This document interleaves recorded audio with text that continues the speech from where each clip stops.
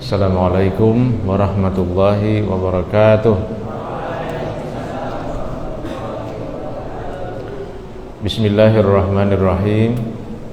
Alhamdulillahi rabbil alamin. Assalatu wassalamu ala asyrafil anbiya'i wal mursalin, nabika wa rasulika wa habibika Muhammadin wa ala alihi wa ashabihi ajma'in. Rabbi syrah li sadri wa yassir li amri wa hlul 'uqdatam min lisani yafqahu qawli, amma ba'du. Bapak-bapak, ibu-ibu, wabil khusus anak-anak sekalian, siswa-siswi SMK SMA dan SMK Muhammadiyah cabang 9 Komplek Masjid Al-Mukhlisin di Jalan Manggis yang dirahmati Allah. Senang sekali saya jarang bertemu anak-anak siswa seperti ini dalam sebuah kegiatan ceramah agama.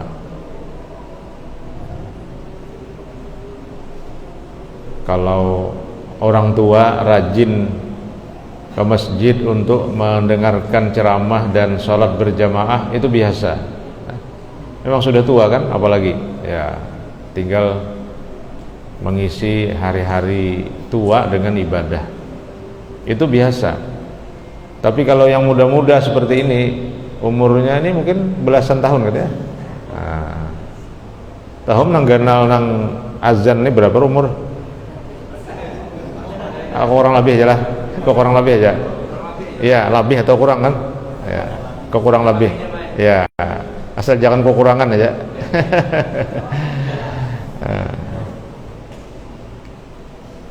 Nah, jadi ini anak muda ngaji, wah itu hebat, itu luar biasa. Dan Pak Mugin saya kira luar biasa ini mengerahkan anak-anak ini supaya bisa ke masjid di tengah dunia pendidikan sekarang digempur oleh dunia maya. Betul ya? Dunia pendidikan kita sekarang tidak mudah, anak-anakku sekalian. Kami di tingkat perguruan tinggi juga kesulitan menanamkan dan memberikan pengertian atau memahamkan, ya mungkin memahamkan dan menanamkan ilmu pengetahuan kepada mahasiswa itu susah sekali. Kenapa? Karena lahan otak anak-anak generasi media sosial yang sebenarnya kan unlimited, otak kita ini kan unlimited sebenarnya, dia mampu menampung berapa saja, tapi dia dijejali oleh tsunami informasi. Nah, coba Anda ada sekarang yang punya HP, itu kan pasti selalu mendapatkan informasi. Ada kiriman WhatsApp, ada kiriman apa lagi? Instagram, ada Facebook, apalagi, oh ini macam-macam ngarannya. Oh ya, itu kan seperti tsunami kan, masuk ke dalam tangan kita dan kita kecenderungannya baca tunggal butingan. Padahal informasi-informasi itu sebahagian adalah sampah. Jadi akhirnya kepala anak-anak generasi media sosial ini penuh juga dengan informasi. Maka ketika anak-anak kita tidak punya keterampilan memilih informasi-informasi itu, dia akan larut dalam banjir tsunami informasi tadi. Itu orang share juga kena kalai lain, padahal yang share-nya hoak. Ya.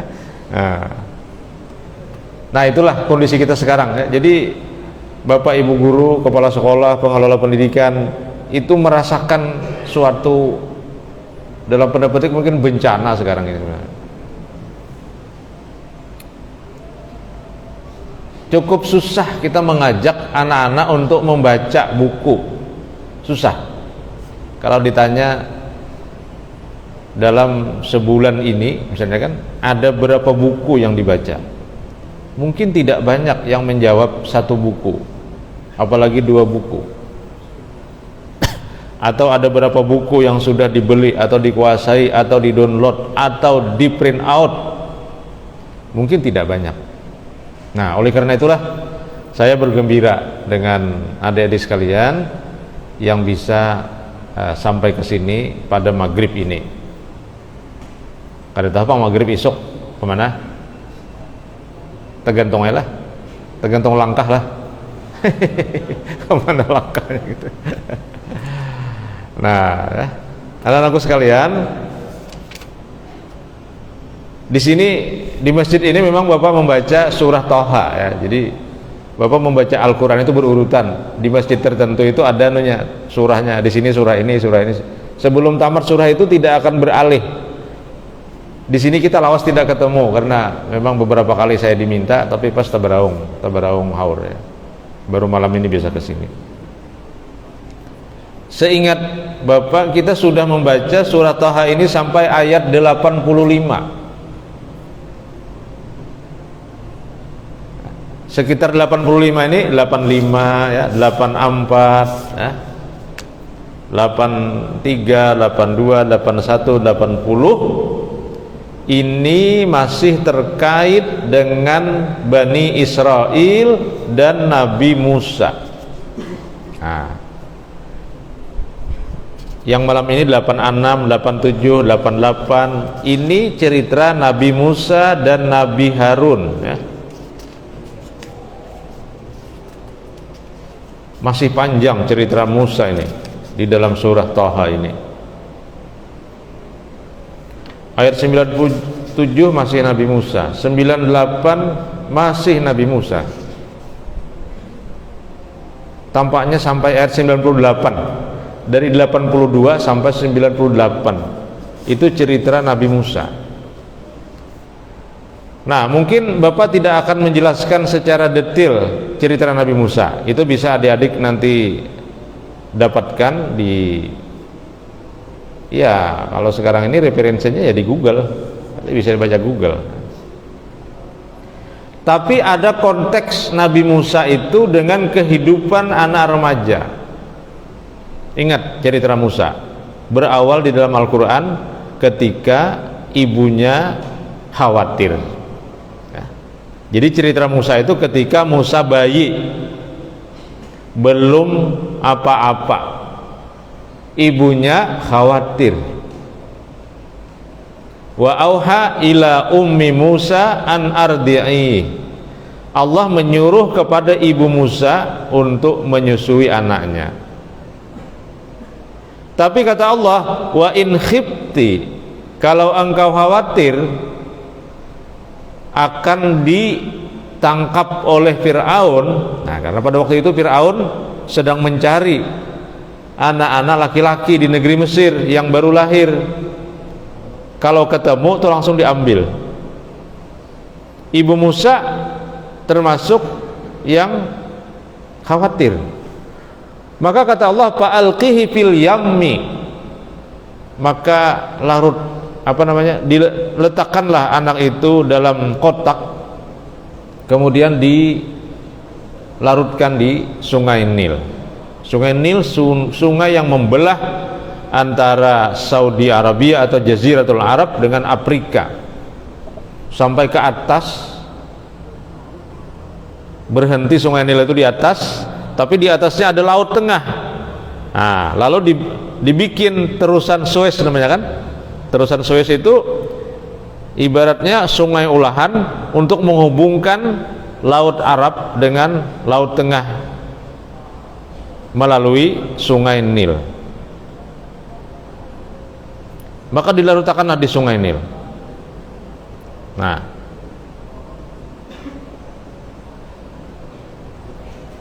apa janji Allah? Inni laraduki waja'iluhu minal mursalin. Kami, kata Allah, nanti akan mengembalikan Musa itu kepada engkau, dan dia akan dijadikan salah seorang dari rasul-rasul Allah. Coba nanti ceritanya pasti kalian sudah tahu juga kan, bagaimana cara pengembaliannya ini. Musa yang didapatkan oleh orang-orang istana, dibawa ke istana, tidak mau menyusu kepada perempuan-perempuan istana yang ada. Tidak mau, menangis Musa ini. Maka orang-orang istana panik. Kenapa anak ini kada mau menyusu dengan perempuan-perempuan yang ada di istana? Lalu kakaknya Musa, seorang perempuan, tidak disebutkan namanya di situ, memberikan informasi kepada orang istana. Hai ibu-ibu istana, saya punya informasi, di daerah sana ada seorang perempuan yang telaten untuk memelihara anak. Nah, kalau kau berkenan, saya tunjukkan rumahnya. Lalu akhirnya ibu-ibu istana itu menuruti kehendak si perempuan ini, padahal perempuan ini kakaknya Nabi Musa. Maka kemudian Musa tadi dibawa ke rumah ibu yang terampil dan telaten memelihara anak tadi, yang tidak lain itu adalah ibunya Musa sendiri. Nah, anak-anakku sekalian, itulah jalan hidup Musa pada saat bayi. Dia berada dalam kendali rekayasa Allah. Jadi Allah itu mudah saja melakukan rekayasa bagi orang-orang yang dikehendakinya. Nah, Ustadz Ihza ini mungkin tidak mengira beliau sudah beberapa kali umrah. Artinya kalau bayar sendiri mungkin masih berat. Nah, tapi rupanya Tuhan memberikan satu rekayasa. Oh, nanti satu ketika Ustadz Ihza ini bergabung dengan terapel-terapel tertentu untuk membantu-bantu. Akhirnya karena beliau punya keterampilan dalam mengaji, dalam memberikan penataran tentang manasik, akhirnya dijadikan oleh terapel sebagai TL. TL itu bukan tindak lanjut, tapi tour leader, pimpinan rombongan. Berangkatlah Ustadz Ihza ke Madinah, ke Mekah gratis. Itu namanya kan rekayasa. Bapak juga tahun 2011 itu kan sudah lama kan ya, sudah 13 tahun, 12 tahun yang lalu. Itu berangkat ke Mekah itu gratis, bahkan kita dikasih uang. Berangkat kamu, ini uang dikasih. Gimana caranya? Ya minta kepada Allah supaya Allah mengatur rekayasanya. Jadi mintanya ke atas.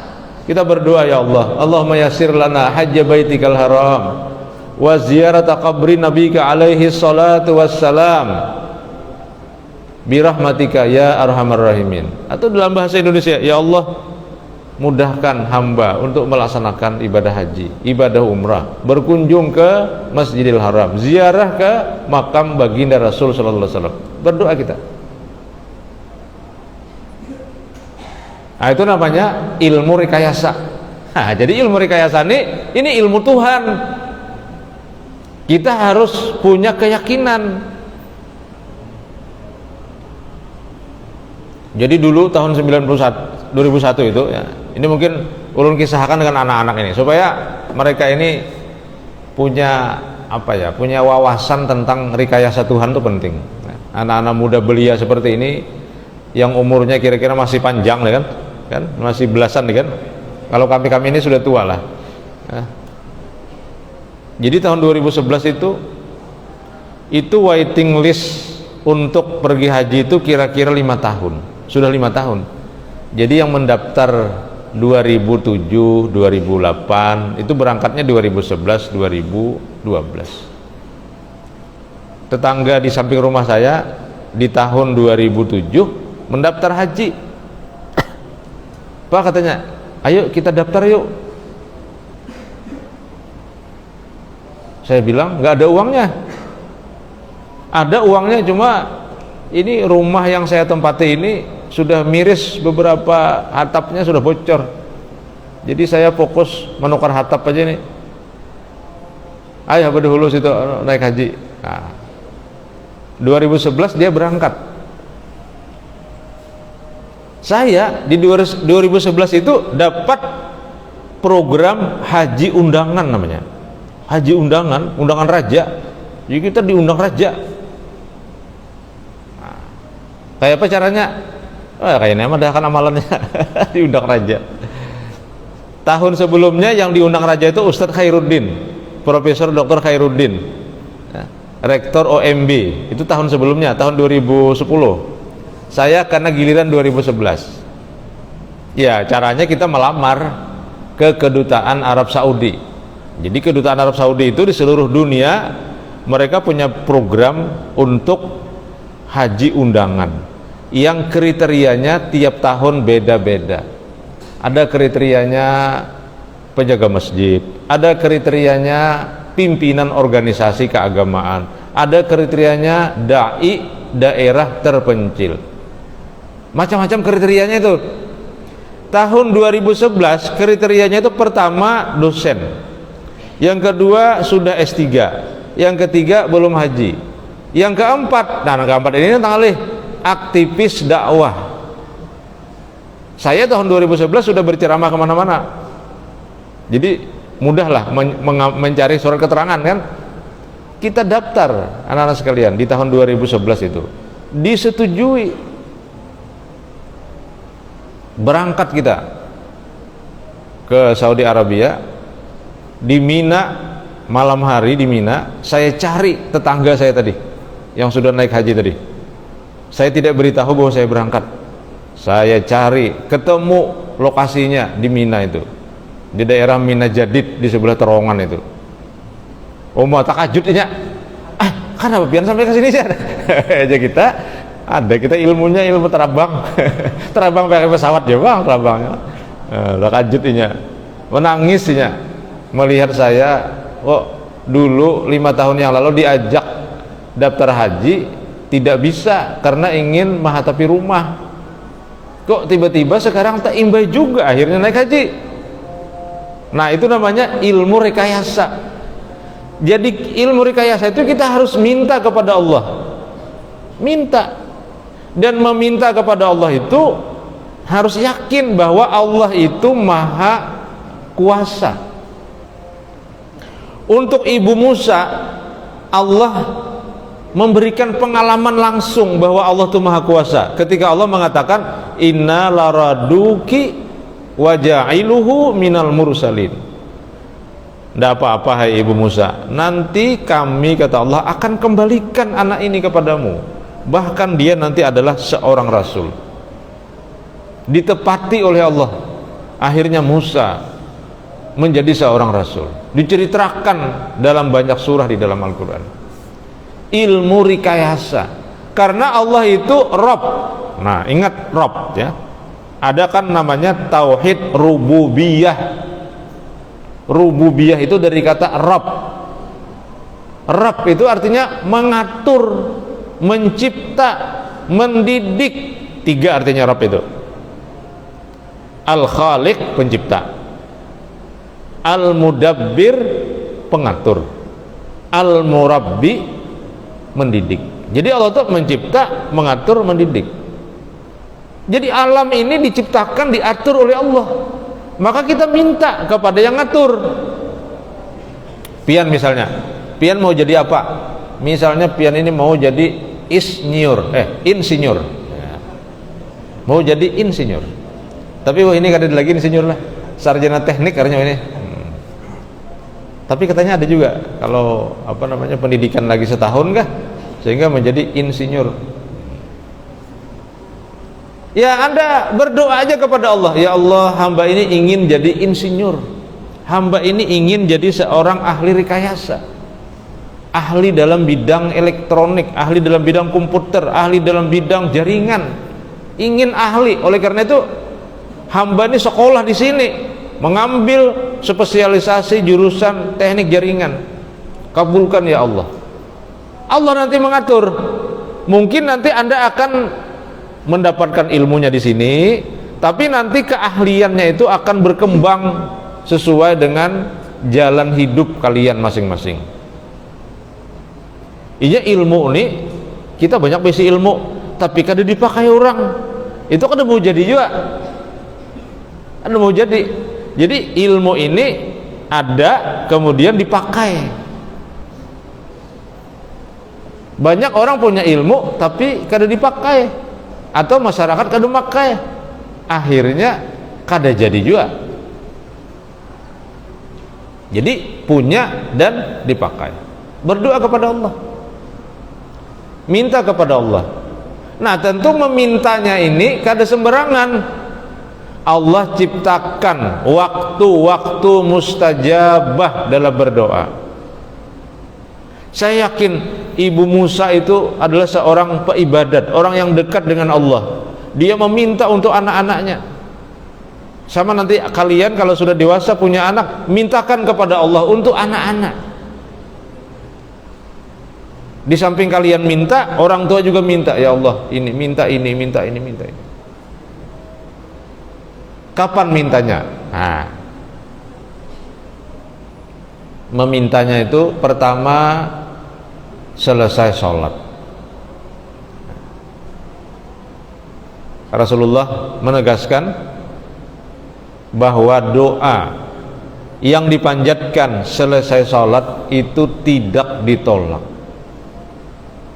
Jadi berdoa kita, habis sholat berdoa.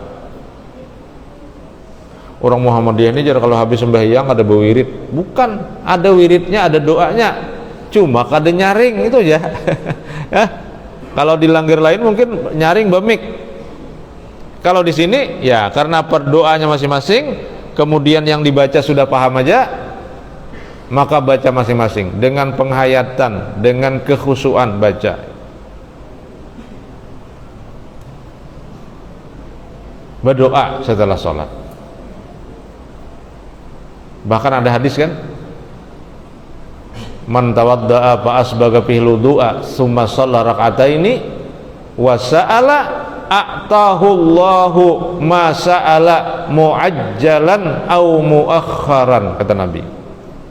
Barang siapa berwudu dengan benar, kemudian dia sholat 2 rakaat, lalu setelah itu dia minta kepada Allah, Allah akan kasih yang dia minta, cepat atau lambat. Inilah dalil kemudian yang dipakai untuk mengatakan ada sholat hajat. Nah, di situ tidak dijelaskan sholat apa kan, hanya barang siapa berwudu dengan baik, kemudian sholat 2 rakaat, kemudian dia minta kepada Allah, Allah akan kasih yang dia minta, cepat atau lambat. Harus sabar. Mungkin ada waktu 5 tahun, 6 tahun. Anda misalnya, ya Allah berikanlah hamba ini ijazah SMA atau SMK, berdoanya apabila kelas 1. Nah, itu sabar 3 tahun, nanti akan kabul doanya. Kadang mungkin dikasih ijazah kelas 1. Ya. Oleh karena itu kata Nabi, Allah akan kasih yang dia minta, cepat atau lambat. Artinya harus sabar menghadang ya. Kapan lagi sholat itu doa itu diterima? Yaitu di akhir malam. Nah, adik-adik harus latihan bangun lebih awal. Bagus kalau bisa tidur lebih awal, bangun lebih awal. Nyawa jam berapa guring nang azan nih malam? Nggih. Jam 10 leh, oh malih. Nah. Kalau bapak ini pukul 9 tuh hilang dah. Nah. Karena bahari kami kada belampu, Bang. Jadi di kampung tuh habis isya nih kadep sudah. Di rumah kadep, di luar kadep. Nang kadengaran tuh jangkrik kayak lagi krek. Lawan burung tetaguk, gok. Lawan musang mencari pisang. Manusianya berbahaya udah bakal lambu. Jadi guringnya bakal lambu. Jadi saya masih ingat sampai ke Banjar tahun 85 itu guring kada bisa ada kelambu, masih pakai kelambu. Tak bawa kebiasaan di kampung. Jadi kada kelambu itu kada kau guring, mau di penglihatan itu terlalu luas. Jadi, nah sampai sekarang kalau beli ke kampung saya bakal lambu guring. Ya memang karena bernyamuk malah. Cucu saya kai aja. Kita guringan berkemah aja. Iya, jadi kita berkemah. Kalau lambu itu berakannya kemah itu. Berkemah aja kita guringan berkemah. Nah. Jadi cepat tidur, cepat bangun. Tapi masalahnya kalau lambat tidur, cepat bangun, kurang tidur. Tidur kan sebaiknya 8 jam ya. Jadi kalau jam 10 kan 12, 13, 14, 15, 16, 17, 18. Nah, ya kalau bisa jam 10, 11, 12, 1, 2, 3, 4. Nah, berarti 6 jam, jam 4. Kalau jam 4 kan 6 jam. 6 jam ya mungkin antara 6 sampai 8 jam lah. Kalau bisa tidur siang, dan nilai tidur siang itu 2 kali tidur malam. Jadi kalau kita bisa tidur siang itu setengah jam, itu sama dengan tidur malam 1 jam dalam dunia kesehatan. Tapi kalau guringnya jam berapa? Guring jam 12. Nah, itu susah bangun jam 5 saja susah.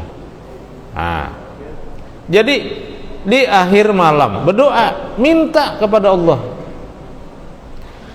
Nah, yang ketiga, yang hebat lagi, itu kita kada berdoa.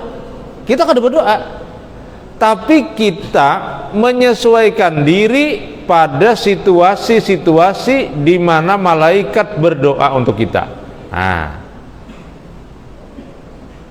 kita ini kan kadang-kadang berpikir, oh majar doa kita nih lawas sudah, kada kabul-kabul. Ziarah kada itu kabul sudah juga. Tahu lah itu kabul lah. Ya. Saya pernah sekali ziarah ke sana, hendak tahu kan, di Margasari sana. Sekarang kita ubah caranya. Gimana caranya? Yaitu menyesuaikan diri pada kondisi di mana malaikat berdoa untuk kita. Di mana itu? Di masjid. Jadi beruntung orang kalau bisa lama di masjid. Ini kalau perlu kan dosa bulikannya sampai subuh beritaannya. Bapak bulik bang berdahulu kena nyawa magan aja sini. Nah, makanya kan ada i'tikaf. I'tikaf itu artinya mulazamatul masjid, taqarruban ilallah. Malazimi masjid, mengawani masjid dengan niat mendekatkan diri kepada Allah, berdoa, bermunajat, berzikir, bertafakkur. Selama orang di masjid, kata Rasulullah, malaikat terus berdoa, Allahumma gfir lahu warhamhu wa tub alaih. Makanya kalau hari Jumat tuh nah sungsungi ke masjid. Nang baju kuning ini jam berapa rajin ke masjid? Kalau hari Jumat jam berapa? Pas-pasan aja lah. Nah, pas-pasan tuh sung-sung datang, kada lambat datang, sung-sung bulik. Itu pas berarti. Ditakoni kawitan kayak apa tadi ada khutbah khatib teh apa nang disampaikan kayak minggu dahulu juga mah aja. Kalinya minggu dahulu tak guring, nang tadi kada mendengar. 2 minggu udah kada tahu isi khutbah khatib. Sungsungi ke masjid. Makanya Rasulullah mengatakan kalau sungsung tuh Nabi pahalanya genal. Kayak unta. Nang terlambat dikit tuh kayak sapi, lambat dikit kayak kambing, lambat dikit kayak ayam, lambat lagi kayak hintalo. Tapi bila datang ke masjid, khatib sudah atas mimbar, malaikat kada lagi mencatat. Nah, jadi hintalo kada dapat, apalagi ayam. Itu kalau kita berpikir pahala. Tapi yang penting kita pikirkan itu tadi, kita berada pada frekuensi doa malaikat dipanjatkan. Malaikat berdoa, Allahumma gfir lahu ya Allah ampuni orang ini, warhamhu, berikan rahmat kasih sayangmu kepada orang ini, wa tub alaih, dan terima taubatnya ya Allah orang ini. Siapa ini? Orang-orang yang berada di dalam masjid. Di Banjar ini syukur anak-anakku sekalian, kita begana tidak ada yang jauh dari masjid. Coba misalnya yang baju kuning ini di mana tinggalnya? Di mana? Perak sini juga kah? Orang sini juga. Nyawa bang? Di mana rumah? Mana? Pakapuran. Adalah Pak, adalah masjid situ. Masjid ada yang dekat lah. Masjid apa namanya? Nah, kadang mah hilangnya masjid nih. Nangarannya apa masjidnya? Hah? Tajuddin, Tajul Munir lah. Oh, Langgar apa nggak? Adalah Parak? Adalah Parak Langgar? Ada juga. Nah, apa ngaran Langgarnya? Pun apa? Ada dua. Satu apa? Makin ngalih pun dua nih orang sampai satu aja tadi. Dua nih keduanya beberapa tahunnya apa ngarannya Langgarnya?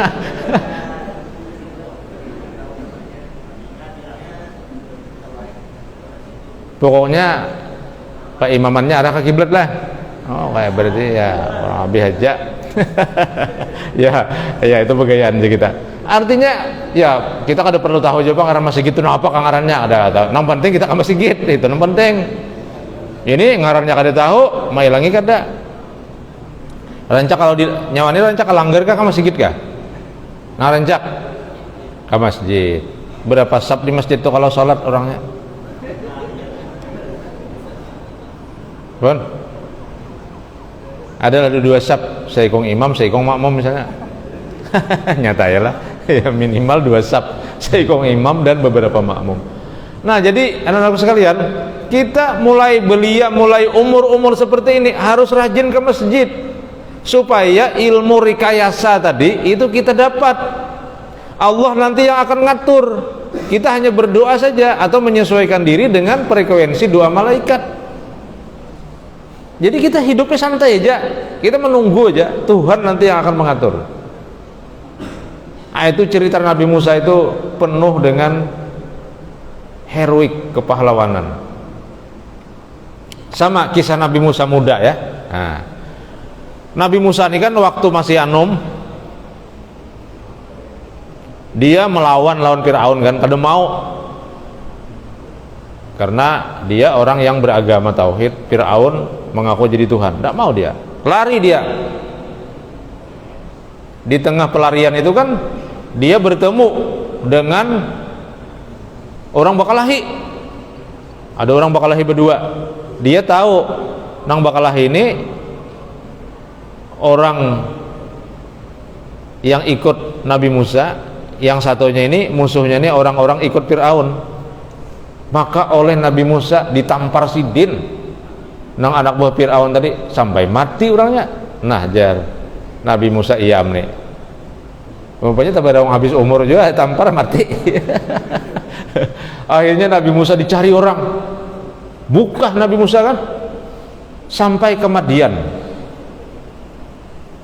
Madian itu dari Madinah naik ke atas ke Tabuk, kemudian mendekati Syria atau Suriah ya, sampai ke Lebanon. Sampai di sana Nabi Musa ini ibaratnya itu kan amun orang lari itu menyarbu-nyarbu aja kalau pas ada orang banyak situ. Umpatan Nabi Musa juga bakal di tengah orang banyak nih supaya menghilangkan jejak. Musa perhatikan apa orang ini banyak nih bergerumbung di sini. Oh, sekalinya di situ ada sumur. Orang meminumi ternak. Dilihatkan Nabi Musa, ada dua orang perempuan nang kada makau meminumi karena gilirannya disalib terus oleh lelakian. Nah, lalu diparakilah Nabi Musa, maukah saya tolong, saya ambilkan air. Kamu kalau menunggu giliran saja tidak akan dapat giliran ini karena lelakian menyalib terus. Ayo jar nang bibini yang tadi, terima kasih benar kami ditolong. Tolong dibukakan banyu ini, ambil banyunya, minum makan ke ternak itu. Buliklah si perempuan ini ke rumah, berkisah lawan kuitannya, kami tadi alhamdulillah ditolong oleh seorang pemuda yang menolongnya pada Nabi Musa nih. Jangan kawitan kiau ke rumah abah anak Bupandir. Pandiri, kamu siapa? Oh, aku ini. Jujur kan? Ulun ini mulai Madian, menampiling orang, mati orang, lalu dicari orang. Oh, ujar si bapak tua ini, nyawa amannya di sini. Pokoknya diam di sini, aman. Padahal ini kan Nabi ini, Nabi Syuaib, aman. Lalu ujar nang anak nomor 2 ini bilang, wahai ayah, amun pacang begana di rumah juga, baik disuruh inya nih kawin lawan kami, dan inya ini si Din ini, si bapak ini, si pemuda ini orang yang terpercaya dan orang yang memiliki kekuatan fisik, al-qawiyul amin. Ingat, al-qawiyyu al-amin, ini modal pemuda ini, al-qawiyul amin ini. Al-qawiyyu artinya orang yang punya kekuatan, orang yang punya ilmu, orang yang punya kompetensi, orang yang punya keahlian, orang yang punya profesionalitas. Kalau wahih ini tuh, kayak itu terjemahan itu. Al-amin orang yang dapat diberi amanah, terpercaya, jujur. Jadi orang ini orang pintar dan jujur. Wani, pintar, jujur. Ngalih mencari manusia. Wani, pintar, jujur. Ada nang wani kata pintar, ada nang pintar tapi wani. Ini wani, pintar, jujur. Dipandiri ya si Nabi Musa ini kan, hai Musa, hakunkah mengawini salah satu dari anak kami ini? Dalam hati Nabi Musa, ini nang dicari-cari ini kan. Ini nang dicari-cari ini. Nang mana sudah aman, diamankan di rumah, disuruh kawin pulang. Akhirnya singkat cerita kawin Nabi Musa ini. Nah coba, itu rekayasa Tuhan sebagai Rabbul Alamin. Kita minta kepada Allah, minta ilmu rekayasa ini. Oleh karena itu anak-anak sekalian, mungkin itulah mengapa doa-doa di dalam Al-Quran itu sifatnya global, umum. Rabbana atina fid dunya hasanah wa fil akhirati hasanah wa qina azabannar. Ya Allah, berilah kami di dunia ini kebaikan, dan berilah kami di akhirat kebaikan, dan peliharalah kami dari neraka. Yang diminta kebaikan. Kebaikan itu kayak apa? Terserah Tuhan. Kada usah, ya Allah berikanlah kekayaan yang banyak dengan cara menyewakan rumah kepada orang asing $100 per hari. Oh, ada usah. Orang asingnya kan ada, mana orang asingnya? Doanya, ya Allah berikanlah hamba pasangan hidup yang cantik, yang tinggi, yang putih, yang sugih. Mengalihnya mencari tuh di surga aja ada. Cukup kan? Rabbana hablana min azwajina wa zurriyyatina qurrata a'yun waj'alna lil muttaqina imama. Ya Allah berikanlah pasangan hidup kami dan berikanlah zuriat kami orang-orang yang menjadi penyejuk hati, dan jadikanlah kami sebagai pemimpin orang-orang yang beriman. Penyejuk hati, jadikanlah pasangan hidup yang menjadi penyejuk hati. Kayak apa orangnya terserah. Nang laki putih rendah awak, nang bini hirang tinggi, berdoa, ya Allah jadikanlah anak kami ini putih kayak abahnya ya Allah, dan tinggi kayak umannya. Sekali lahir rendah hirang.